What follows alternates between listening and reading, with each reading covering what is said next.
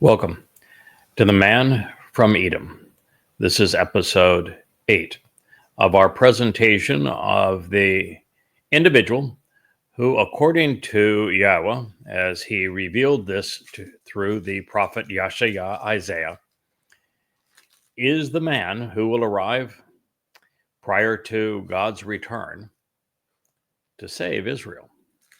And according to the prophet, this man from Edom is going to save a great many Israelites. And so this is his story as revealed through the great prophet, as memorialized on the great Isaiah scroll for all Israel to see, to accept, and to benefit from.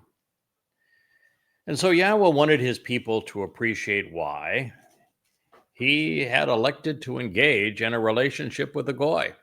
You see, this man is coming out of Edom, and Edom is representative of what Rome once represented. It is the bloody red nature of that evil empire and the horrific Roman Catholic Church, that this man will emerge with that ethnic heritage. It does not mean that he is going to, in any way, shape, or form, embody anything associated with Imperial Rome or Roman Catholicism. He will be vehemently opposed to both, because you can't represent Yahweh if you are political or religious. And so the man who is coming out of Edom is going to be a goy, a non-Israelite. And he will lead God's people to reconciliation with Yahweh. And so it was important for God to explain why this man from Edom had to be a goy, why he could not be a Israelite. And so Israelites and Yehudim would know who to follow, who to listen to, who to seek. Because unknown to Israel, at least unaccepted by them, is that Yahweh was left with no other option. Long ago, during the Exodus, the children of Israel actually told Yahweh to shut up and go away and never speak to them again. And so for all of this time, 3,450 years, God has accommodated their request by choosing other individuals to speak through. The text reads, I decided to engage in a relationship on behalf of those who were not seeking me. At this moment, I initiated contact and was subsequently found so that I could reach out to approach those who were irresponsible, even those who had conspired against me and who had no interest in learning about me. Wow. Painful to read, isn't it? Painful to hear. I actually said, behold, here I am to a Gentile, to a goy, who was not invited or designated at that moment by my name. Yeshaya, Isaiah 65:1. Oh my, if this doesn't pierce you in the heart, Yisrael, I don't know what you would need to hear. This is God's assessment of you and of me. And it certainly is not favorable of you, necessitating me. In other words, I'm speaking to you by default because it was your fault. God says, I decided to engage in a relationship. Darash. I sought the presence of someone willing to investigate, process, and consider what I cared about, who would seek answers to relevant questions on behalf of those who were not seeking me, for those who were not even inquiring about me.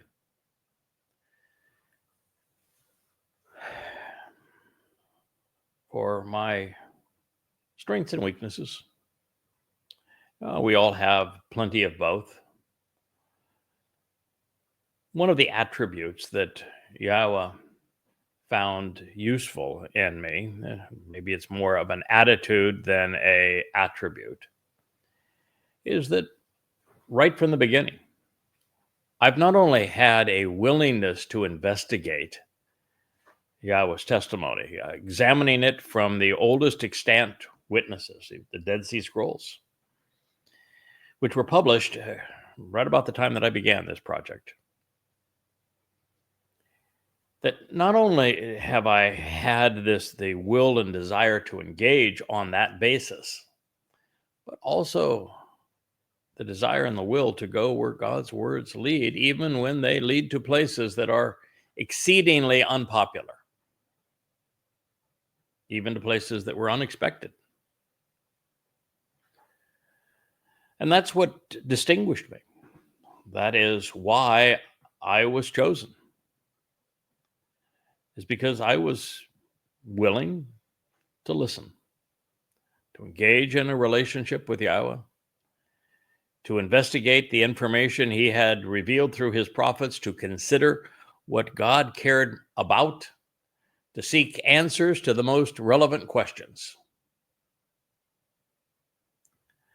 And what's so amazing here is that God asked me to do these things, and I showed a robust willingness to do them on behalf of those who were not seeking Yahweh, be his people. The progressives have no interest in God whatsoever. And the Haredim, the ultra-Orthodox in Israel, they are much more interested in listening to the jargon of the rabbis. They won't even mention Yahweh's name, but they will certainly cite the names of their rabbis.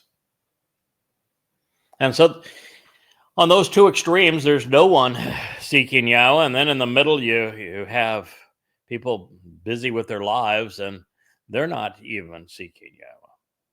This, of course, will change because, well, we're moving into a period where there is no other option, that Israeli society is going to fail. Political parties will fail, flounder. The IDF will continue to fail and flounder. It's not prepared for the enemy that attacked on 10/7. The IDF is not trained to fight a religion. It is not set up to deal with jihadists on motor scooters and on foot. It's designed to thwart the attack of a military with airplanes and tanks and uniforms and all those sorts of things. And the next attack is going to be 1,000-fold what we witnessed on 10/7. And so with Israeli institutions floundering, God is going to be the only option. And so finally, we are going to get in a word edgewise, and there will be some Israelites who will listen, and we're going to do our level best to get their attention and tell them what they need to know, what they need to hear, which is why the Yahowah blog exists.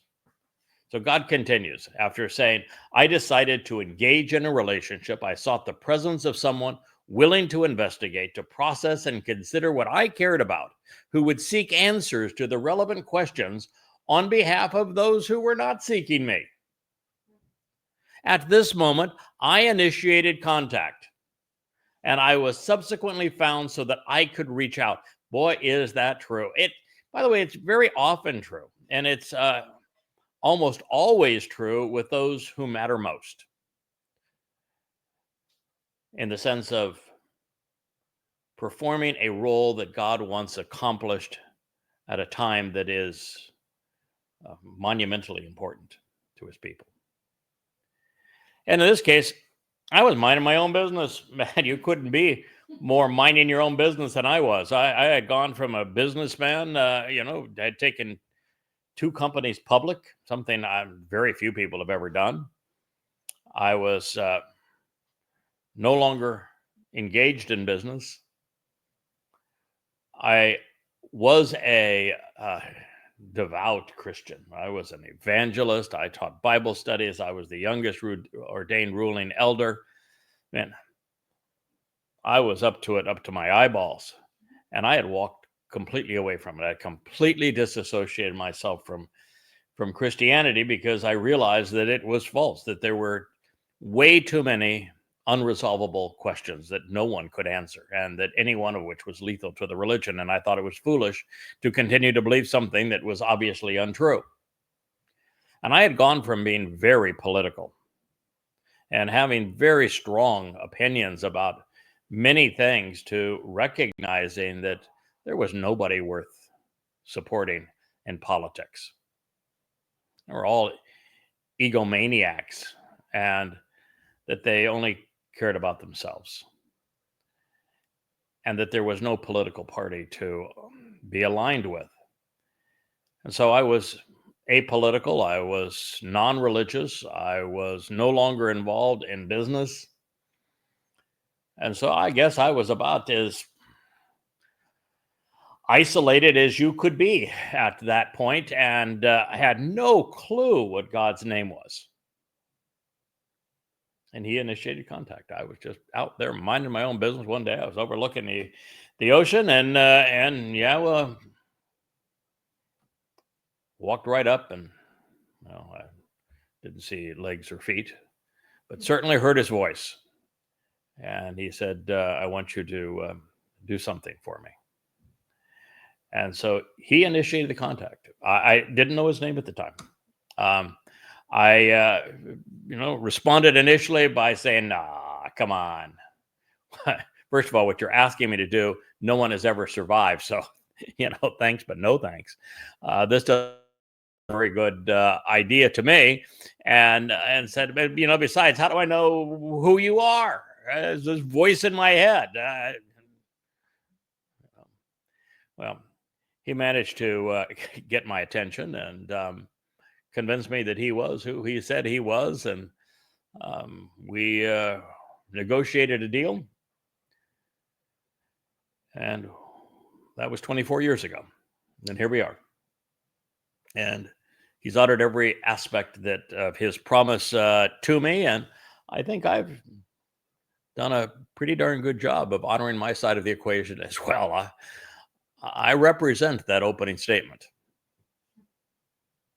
So Yahowah did initiate contact. Now, look at Abraham and Sarah. They left Babylon,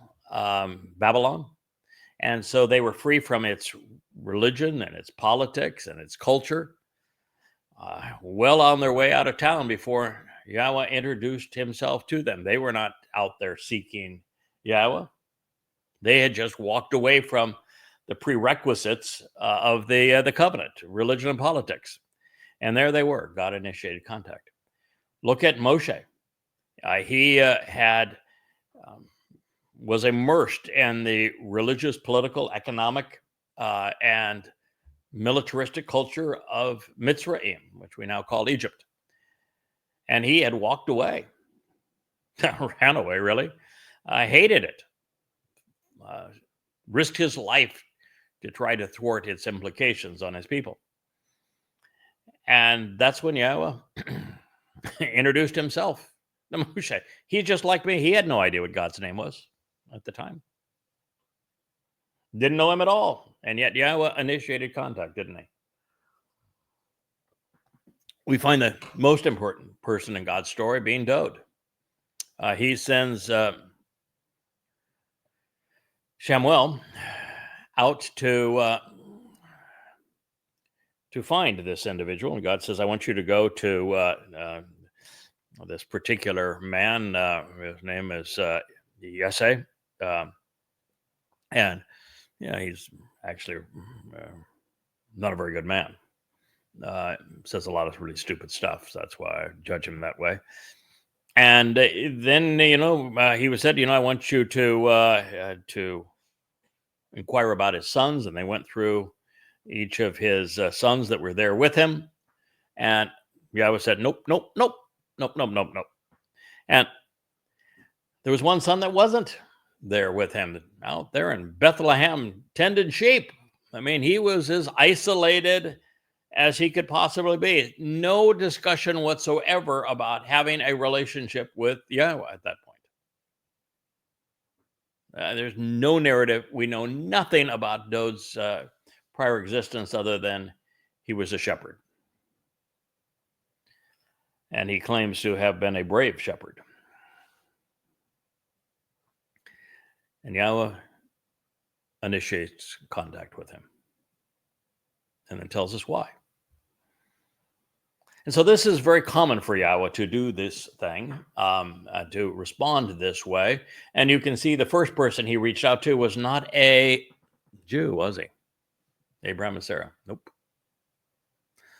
The next two were. Last one, no. And so Yahweh, more than comfortable, reaching out to and working through Goyim and Yehudim as the situation necessitates. So at this moment, I initiated contact, and I was subsequently found so that I could reach out to approach those who were irresponsible, who had conspired against me, and who had no interest in learning about me. Wow, Israel. God speaking of you now. This is in the 65th chapter of Yeshaya. This is right now. And he's saying that he initiated contact with me because you are irresponsible. You have conspired against Yahweh. You have no interest in learning about Yahweh. The religious want to learn about their rabbis and their Talmud, not Yahweh's Torah. And the progressives, they just want to be rabble rousers, bring down the government, have no responsibility for anything other than the peculiarities of their own lives. They don't even want to be associated with Israel. Certainly not her defense. They'd rather capitulate to the Muslims that would destroy her. Of course, the Haredim have no interest in defending Israel either. And no one is knowing and using Yahweh's name. I was the first to learn it and to share it. 2,500 years. And then to convey what Yahweh had instructed through his prophets so that Israel would know it. Because I wanted to know God, and I want you to know him. And Yahweh wanted me to know him so that I could share what I have learned about him with you. All that is needed now is for you to have the want to. I actually said, this is God speaking. This is Yahweh revealing these words to you in first person. I actually said, behold, here I am to a Gentile. That's true. He did that very thing. I shared the whole circumstance and books that I've written and the shows that I have provided audibly. God said, yeah, pay attention. Here I am. And he did it to a Gentile, this very man from Edom, the Nakar, the observant foreigner. And I was not invited or designated at that moment by Yahweh's name. I didn't know Yahweh's name, and I was not a Yehud that is named Beloved of Yah. I would come to know his name, to love his name, to share his name, and to reintroduce God's name. Behold, here I am. Well, this is among the most revealing statements from the Almighty regarding his decision to reconnect with his people by using a goy. And the reasons were as obvious as they were aggravating and clearly stated right here. There were no Yisraelites inquiring about Yahweh, not one. Yehudim were more interested in erasing Yahweh's name and writing him out of their lives than they were in knowing anything about what he was offering or expecting in return. So God said, behold, here I am to a Gentile. We've come full circle from Yahweh saying the same thing to Abraham. Now, should you be curious about why I was not invited or designated at that time by Yahweh's name, well, the answer is actually twofold. First, it would be later that year that I would come to know Yahweh's name and share it. And second, I'm not a Yehud, and therefore I am not identified by Yahweh's name. That would also come later, which is why this was written in the perfect conjugation.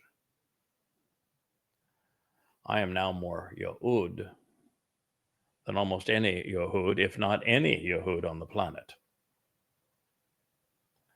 because I am beloved of Yah.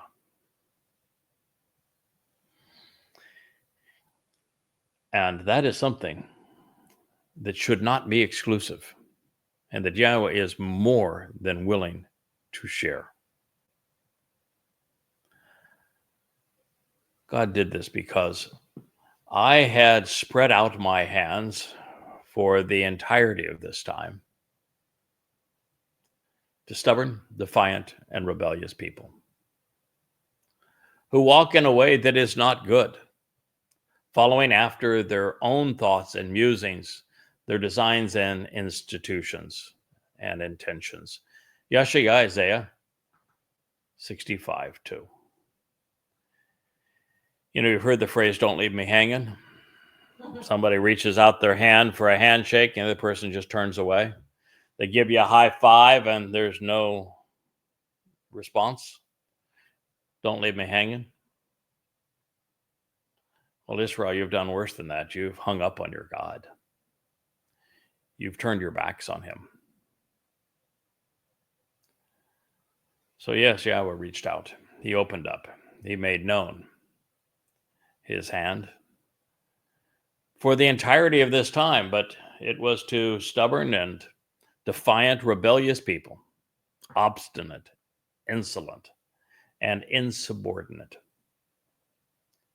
individuals who walk in a way that is not good, following after their own thoughts, their musings, designs, and intentions, their own justifications and reasons, their contrivances, which they have invented.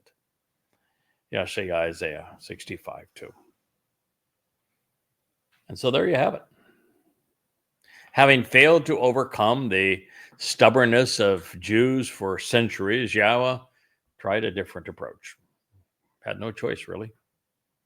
Because the chosen people have chosen every counterproductive alternative over God, and that's not good.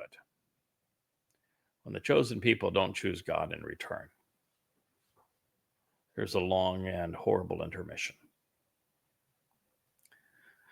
And Jews, Israelites, have become self-absorbed people, enamored with their own musings. That's what they call the Talmud, after all. But this must and will change as a result of the anguishing time of Jacob's troubles, which is coming upon them. In the choice between annihilation and life, Yahweh finally prevails. I was online on, I believe it was X this morning. Well, I was definitely on X and Facebook this morning. I'll see if I can look up and get the correct name of this. And as I was doing so, I saw a trailer for a film, and that film is called Fight for the Soul of America, October 8th. Now, that was really interesting. Fight for the Soul of America, October 8th. And when you play the trailer, what you see is what happened on October 7th. And that's followed by what happened all across Europe and America on October 8th, where Muslims and progressives rose up in unison, angry and enraged, calling for genocide against the victims of October 7th. The world had fundamentally changed. And what I have been saying for a very long time now on social media is that the Progressive Islamic Alliance has become the greatest threat to life and liberty our planet has ever known. And while they do not use Islam and they do not use progressive, nor speak of an Islamic Progressive Alliance, and at least the trailer for this movie, which is going to be released here shortly in theaters, it is that which they're addressing, and they're warning how the world has fundamentally changed. Anti-Semitism, a call for apartheid and genocide, a complete disregard for evidence and reason, an affinity with the most egregious evil the world has ever known, is pervasive. And when you look at the protesters against Israel, the overwhelming preponderance of them are not actually Muslims. They're progressives dressing up as Muslims. And they're calling for the annihilation of Israel, for a violent uprising, an intifada worldwide, genocide against Jews, while blaming Jews falsely of genocide, taking the most colonial and oppressive religion of all time, most deadliest religion of all time, and speaking for it as opposed to the only country in this vast swath across Africa and into Europe and into the Middle East and throughout Asia that the Muslims viciously conquered, killing and enslaving and raping and plundering 200 million people in the process, a third of the people on planet Earth, and they're speaking on behalf of this viciousness and against the tiny sliver of land and tiny fraction of 1% of the world's population who have managed to survive them, shaming the victims. The world has been overcome, and sadly, a very significant percentage of these people, the Wook once down, he definitely has union hours. You can't work for YAHOWah there, Wook, if you got union hours. YAHOWah is not demanding, but to do this job, it is sunrise to sunset 7 days a week. So here we are.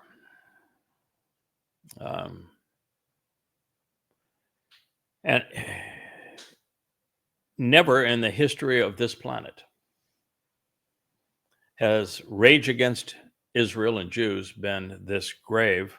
And sadly, a very significant percentage of the what I call regressive libertards. They would call themselves progressives, perhaps socialists, that are rallying against Israel, condemning Israel, and condemning Jews. Our Jews? And you look at the most probably famous of them in America being Bernie Sanders. But Jews have turned against themselves. I mean, unbelievably rebellious and stubborn, counterproductive, just as God has said. So there is no way that God can communicate through a liberal Jew, a progressive. First of all, they're overtly political, and they have no interest in Yahweh. Their interest is in some of the weirdest sexual perversions and literally genocide against his people. Not the survival of their people. They're doing everything they can to no longer identify themselves with even being Jewish. And there probably is no more obstinate people on earth than the Haredim. Well, this is what God was up against. It's what I'm up against. Now, fortunately for me, God has imbued me with his seven spirits, given me the intelligence to do this job, the courage to do it aggressively, given me an understanding of his whole story, the first time ever from beginning to end. Knowledge, understanding, respect for his name and for his people. And so I've been given all the tools to succeed, and we are going to prevail. But oh my goodness. Sometimes it seems like the stone wall that religious Jews bang their heads against while mocking God with their foolish prayers, called the Wailing Wall or Western Wall, that it's more receptive than are God's people. If it were not for the time of Jacob's troubles, you could be assured that we would not prevail. Well, God is not happy with his people. And yet Yehudim seem oblivious to Yahweh's disappointment. This is the very reason a Choder and Bashar was required. Someone had to have the wherewithal, the persistence, the compassion, the intelligence to break the Jewish obsession with religion and with politics. Because while you are religious and political, Yisrael, God will remain unknown to you. This is a terrible thing to have had written about you. It is from the last of the prophets. This was written 2,500 years ago. It remains true to this day. In fact, it was written of this day. Yehudah, beloved of Yah. Judah, Jews, have been untrustworthy and unfaithful, have engaged in spiritual adultery and betrayal, while playing disgusting religious dress-up. A detestable and repulsive religious abomination has been committed in Israel and in Jerusalem. It hurts just to read these words. I mean, yeah, I'm emotionally and intellectually bothered by the recalcitrance of God's people and by their propensity to continue to agonize God by being overtly political and religious, and to have so many of those who are political be counterproductive in what they say and what they do. So it It's bothersome to know that, but I'm just a man. I've only been doing this for 24 years. God's had to deal with these people now, well, since the children of the Exodus were so obnoxious to him, and they haven't changed. And so God's endured this for 3,400 years. It makes my pitiful 24 years look like nothing, doesn't it?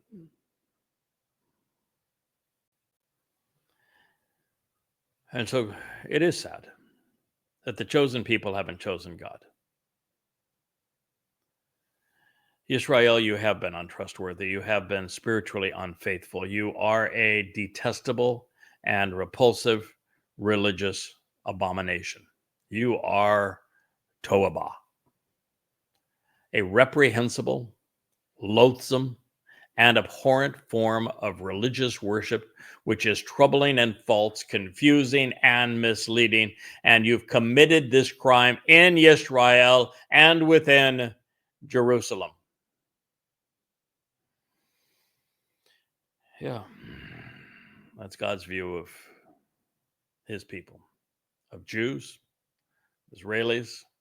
He says you're untrustworthy, you're unfaithful, you are detestable, you are repulsive, you are a religious abomination, and that you have engaged in this loathsome and abhorrent form of worship, politics in Israel, and particularly in Jerusalem. You don't want God to say those kinds of things about you. Think about how bad you have to be for God to say such things. I am often attacked as being anti-Semitic, even though Shem means name, and no one on earth loves Yahweh's name more than I do. And no one has risked more or invested more in trying to help Yehudim, Jews, and Israelites than I have. But I share Yahweh's aversion to Judaism and to liberal Jewish progressive politics. And so when you say that these things and God's people are therefore detestable and repulsive, and that they have been unfaithful and untrustworthy, there is this propensity to say, well, we have to shut you down. You're a goy and you're being anti-Semitic. No, I'm being exactly the opposite. I'm opposed to those who are anti-Semitic, including Jews who are against the use of Yahweh's name. Indeed, Yahudah has defiled and profaned the set-apart place, the Kodesh, and even the set-apart one, who would be Dod of Yahweh, which to provide the benefits of the relationship he loves. Further, she has married and is owned by the Lord Baal, the house of an illegitimate God. Malachi, my messenger, Malachi 2:11. So Israel, this is not a positive assessment, and I can tell you for certain that Yahweh is not anti-Semitic, but he is certainly anti-political and anti-religious, and you Jews have been exceedingly political and religious, and you would think after 3,400 years of that not working out for you that you would say, you know, it's probably insane to continue the same thing and expect a different result. You have profaned both the set-apart place and Jerusalem, and also the Temple Mount. And you say, well, how did we defame the Temple Mount? It was the Babylonians and that tore it down, and the Romans that tore down the temple. We weren't the ones who did that. And it was the Muslims who built those ugly shrines there. You liberated. Yeah, it was Temple Mount from the Muslims in 1967. You did that. and yet you didn't remove those religious scars from it. 1967 was a long time ago, and here they still stand more than 50 years later, almost 60 years later, and they still stand, scarring the city of Dode, the very summit of Moriah, where Yahweh orchestrated the construction of the house for his name. And you profane this place. In fact, Jews will even have a conniption fit if somebody who is Jewish walks up to the Temple Mount and acts like, well, it's their Temple Mount. I've constantly encouraged Jews, Israelites, to tear down those ugly scars. After all, October 7th was the flood of Alaska. The first thing you should have done is tear it down after what they did to you. The worst atrocity since the Holocaust. Tear it down. That's like saying that, if Auschwitz had been placed on the Temple Mount, you would have left it as a shrine to the Nazis. It's what leaving Alaska Mosque is, and that ugly boil that's called the Dome of the Rock, that's an embarrassment to everyone, including Muslims, and you let it stay. What's wrong with you? And then you're so desirous of being loved that the very people who are calling for your extermination, Muslims, the religion that is a declaration of war against all humankind, beginning with Jews, and you want them to love you. You include them in your culture. In fact, you've gone from some tens of thousands to millions of Muslims in Israel since 1948. I'd say no, you've desecrated, you defiled, you profaned not only the set-apart place, but the set-apart one, the most Kodesh of all, David, because you don't recognize him as your Messiah. You don't recognize him as your returning king. You do not recognize him as the one who came to fulfill Pesach, Matzah, and Bikurim.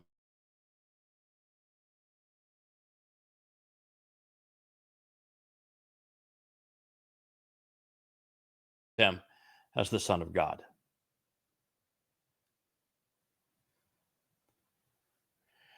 And yet, it is the Kodesh of Yahweh, whether it is the summit of Moriah in the city of Dode, where the house for Yahweh's name and the covenant family once stood and will stand again, or that the most set-apart one, Dode himself, the Messiah and returning king, provides these benefits to the relationship. And Yahweh Ahab, he adores Dode. He adores what Dode acquired for 600 shekels. They have a little calculator there to tell us what 600 shekels is. That's what Dode paid for the threshing floor, which has become the Temple Mount.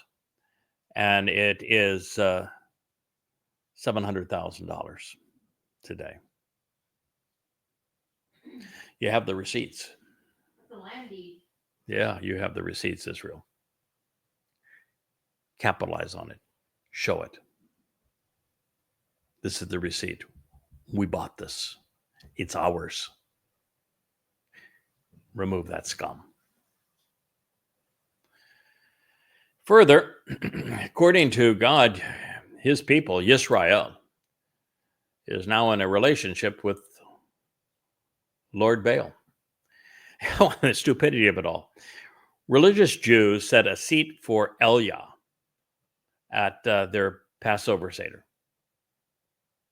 And, they have this whole rigmarole that they read about Elia, and the eldest son gets to open the door to let Elia come in, and they're all excited about Eliah's return and want him to come back, and too absolute stupid to recognize that Elia is the prophet who was the most outspoken against religion and politics as they are manifest in Israel. And the very false god that Eliah spoke against was Baal. And now Yahweh says, all this time has passed, and my people are still married to and owned by Baal, the Lord. That's your God. That's your Hashem. It's not Yahweh. Israel is owned and in a relationship with, even governed by, under the control of an illegitimate God. And it is Jewish rabbis who created all three of these false religions that are in league with Satan. Christianity with their false Messiah, Judaism with their false Messiah, and Islam with their false Messiah. Congratulations, rabbis. The trifecta, 3 for 3.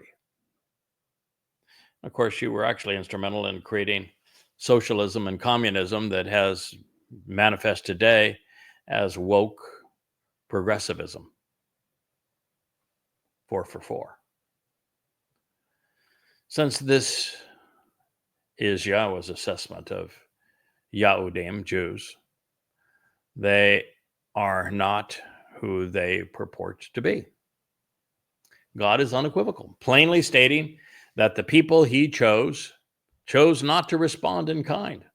Jews have been spiritually unfaithful, indulging in repulsive religious abominations of Judaism, Christianity, and Islam, and now political liberalism and socialism.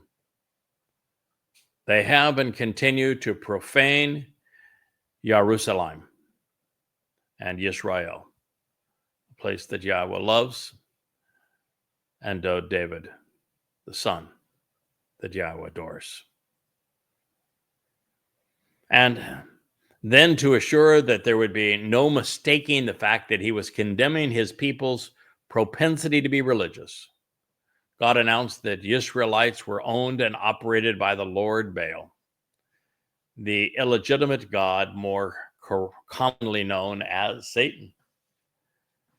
And this would mean that the gods of the religions that rabbis have founded, Hashem in Judaism, Jesus Christ in Christianity, and Allah and Islam, are demonic,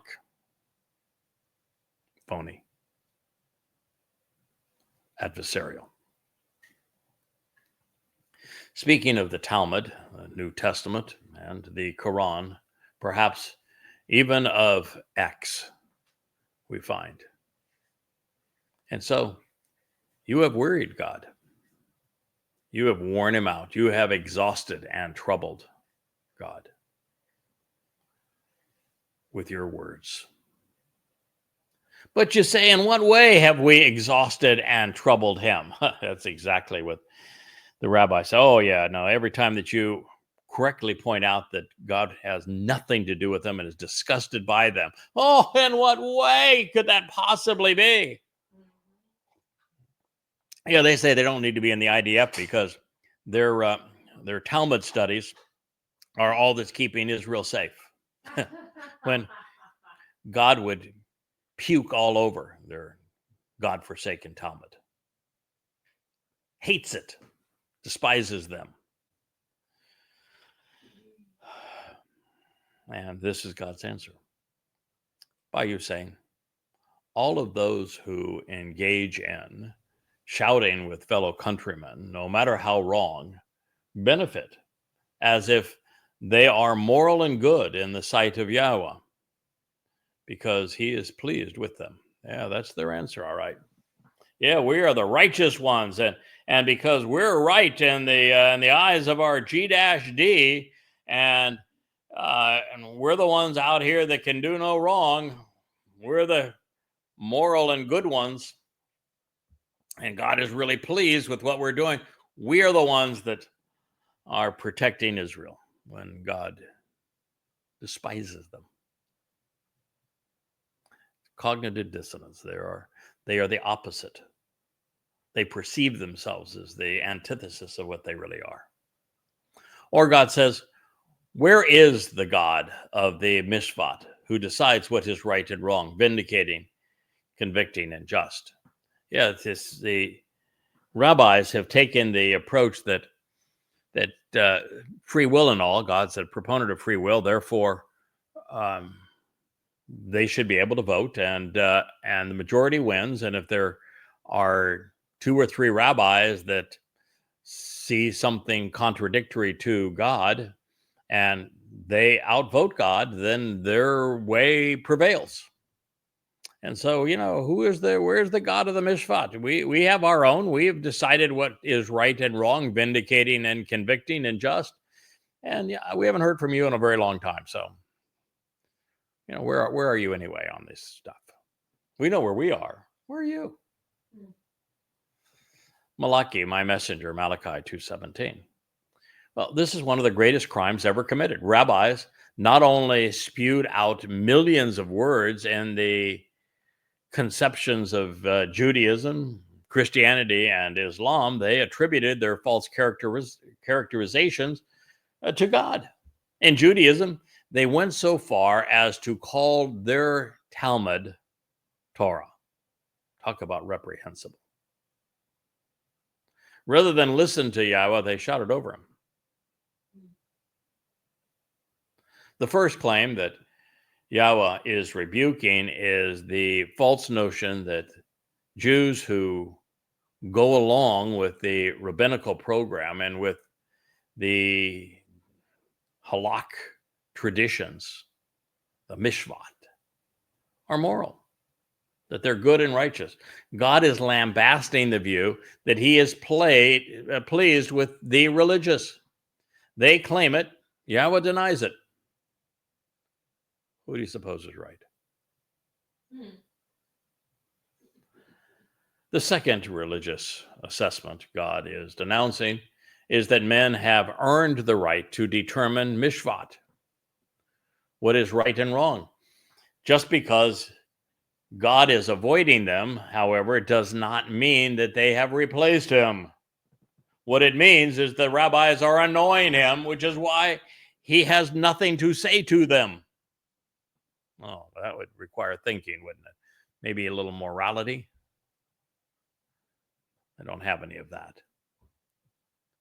Therefore, since God cannot communicate through those who speak over him, as opposed to those who listen to him, who claim that their criterion matters more than does God's, and who do not actually know him, well, he would select, then prepare, and dispatch a malach messenger of his own. Therefore, behold, I am going to send out my malach messenger. Sorry, but he's not yours. He's not coming out of Judaism. He's not speaking for the rabbis. He's not part of Christianity. He is not part of Islam. In fact, he disdains these things. In fact, he is committed to exposing and condemning them. That's what makes him Yahweh's malach. He's anti-religious. He's apolitical. He loves Yahweh. Therefore, behold, I'm going to send out my messenger, and he will prepare, clearly mark, and highly regard the way unto me, and regarding my appearance and approaching my presence. Then suddenly and straightway, to open eyes and minds, he will arrive to pursue the harvest for his palatial home, the upright one whom you yourselves have sought, along with the malach messenger of the covenant, in whom and for which you have desired. So pay attention. He is arriving and will be returning to pursue the harvest, promises Yahweh of the spiritual implements. Malachi 3:1.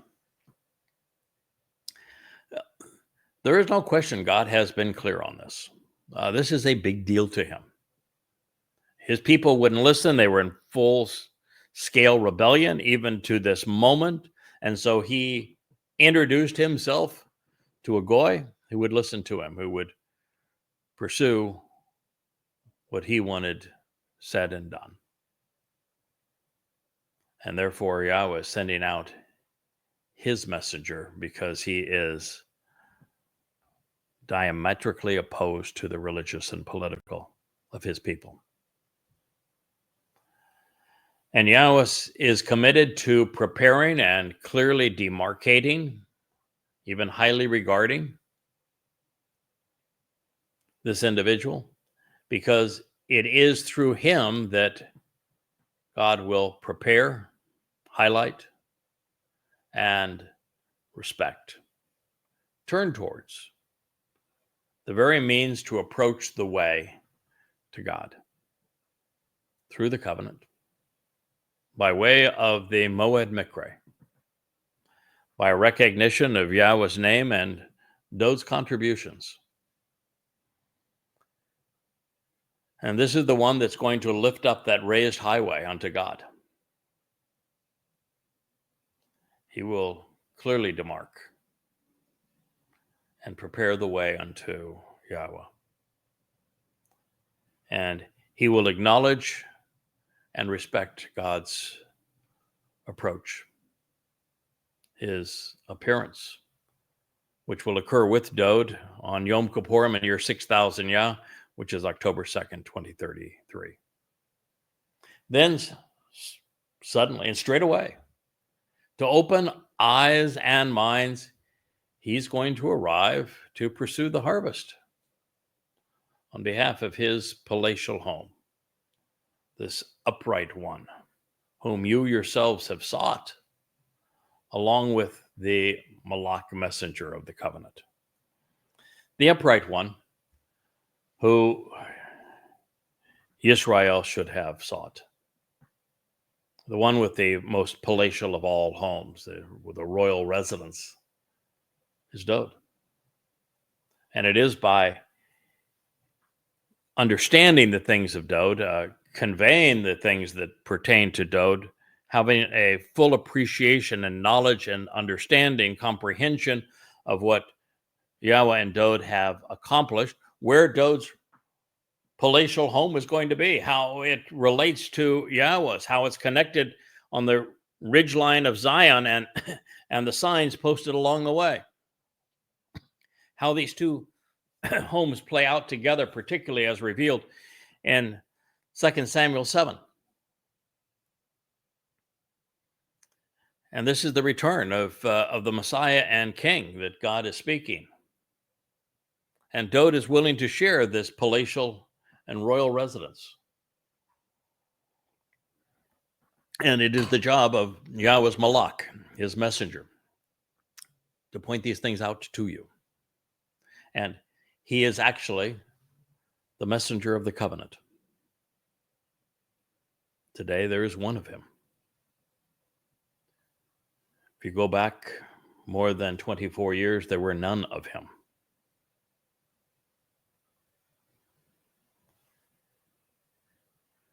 So pay attention.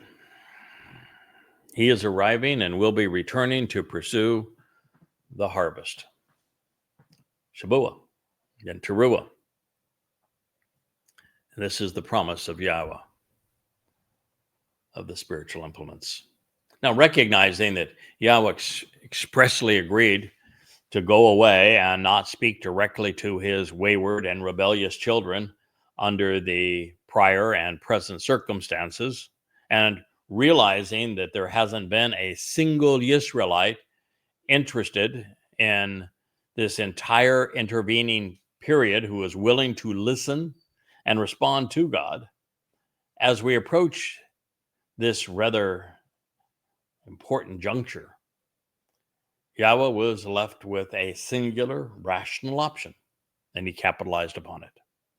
He would shalach malach, dispatch a messenger. Of course, it wouldn't be all that easy. It never is. This Malak messenger would have to be located, selected, and approached. He would have to agree to engage, free will and all, and be willing to devote the time.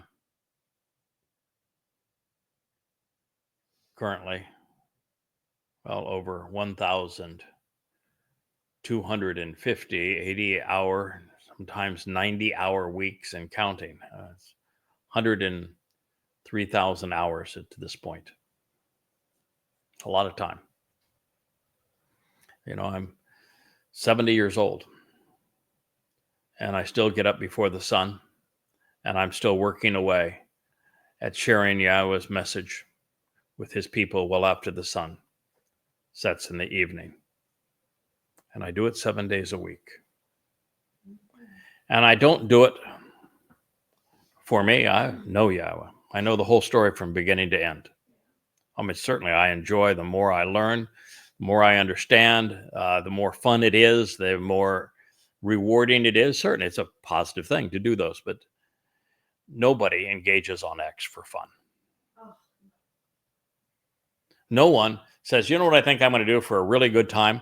I'm going to turn on this whole sea of bright lights and this camera, and I'm going to sit in this chair and look into this camera and do it for 1, 2, or 3 hours a day in live stream. So you can't even correct anything. You're just here and you're there, and our job is to communicate. Now, you think that somebody does that because they'd rather do that than go off and do some other form of normal human entertainment? That they wouldn't have retired 10 years ago and be off, just Yachting, golfing. Yeah, yachting, golfing, flying, scuba diving, doing all the beach combing, doing all the really enjoyable and fun stuff. Well, I'm doing the most enjoyable and fun thing you can do, but also the most rewarding. And that's why we're here. Yahweh, Shalach Malak. He prepared and dispatched a messenger. He would then require equipping and preparing this individual. That's why he has the 7 spirits of Yahweh, the infusion of Yahweh's intelligence, understanding, knowledge, bravery, compassion, courage, boldness, empowerment, understanding from beginning to end, so that the whole picture is available to be seen and understood for the first time really ever, along with a supreme respect for who God is. And that's really the difference, too, between myself and so many others. They want to worship God. I don't worship him. They want to lift him up in praise. I never do that. They want to pray to him. Don't do that either. They want to bow down to him. Never done that. Never going to do it. You see, I have a respect for Yahweh. I love him. We have a wonderful relationship. And it's based on father and son. It's also based upon teacher and student. But it's also based upon boss and employee. I'm a coworker. All of that is true. In essence, Yahweh introduced himself to me and says, behold, here I am. And well, might have started off a little slow. It's now, behold, here I am. Here I am, Yisrael. Speaking face to face with you, to share all I have learned by writing these 36 books that sit behind me, all free at the bookshelf of YAHOWAH.com. And now sharing with you what I have learned, so that you might know, love, and respect Yahweh too. Yes, I understand that he is God. Yes, I understand that he is infinite. I understand that he is supremely more intelligent than I am, vastly more powerful. But that's not the nature of our relationship, and it's not the nature of the relationship he wants with you. He just wants you to do as I have done, to listen to him, to go where his words lead, to come to respect him, and capitalize on what he is offering by agreeing to what he is asking in return. And of course, the goal at this time is to pada derek la pene, to prepare and clearly demarcate the way to approach Yahweh, and to do so prior to his return with Dod. And in this manner, the malach would cause those who are receptive and who are open-minded to pursue the harvest, the next of which is just 13 months away, Shabuah, at the beginning of the time of Jacob's troubles, which will end with the final gleaning on Towrah, Shabuah to Towrah, sacrifice of the Adamah Parah that next morning, and then the preparation for God's return with Dod just 10 days later, all transpiring on this set-apart place with the set-apart one, where everyone who survives to this moment will have the same level of love and respect for Yahweh. And in this regard, the reason that he was conveyed here is because he is going to partner with Yahweh's favorite orator, Elia, and that he's going to work collaboratively with Elia, and that it is Yada's job to offer the sacrifice, to be the sacrifice, as was the case with Dod. But Yada gets something that Dod didn't have. First of all, what Dod did was far greater than what I will do. He not only offered his life as the Passover lamb and was bludgeoned by Rome, and I'm going to have that same experience. I'll be bludgeoned by the embodiment of Rome, which is the corporeal manifestation of Hasatan, on Towrah, where he was bludgeoned by imperial Rome, which became the Roman Catholic Church, on Pesach. But what Dod did the next day is way beyond anything that anyone else could or would ever do, which is he went into Sheol carrying our guilt so that we would be perfect before Yahweh. And in the case of Dod, the next day, of course, he returned to Yahweh, where Yahweh is making a really big deal of what we're accomplishing together. Well, there was a lot of prophetic discussion about what Dod would do in fulfilling Pesach, Matzah, and Bakurim 1,000 years before he did it, writing in first person exactly what he would experience, and the prophet speaking of it. In this case, the whole ordeal of my sacrifice and subsequent funeral, if you will, is being orchestrated by Elia, the greatest orator of all time. And the very flames that will ignite here to make it the greatest show on earth are ignited by Yahweh. And the torrent of water that will cleanse God's people and wash away the scum of religion is released by Yahweh. And all this is transpiring right on top of the Temple Mount for all the world to see. It's the greatest show on earth. And so God is making this enormous spectacle of what's happening, because it is the point that everything is changed forever. The end of religion and politics and the beginning of a perfect relationship with Yahweh, a return back to the Garden of Eden and love and respect for our Father. That is what we are moving towards. That is the way that is being prepared. That is the message that is being communicated. That is what is here for you to capitalize upon. It is why we turn on these lights and fire up this camera so I can share this message with you. And I thank you for listening to the man who has come out of Edom to save a great many of God's people.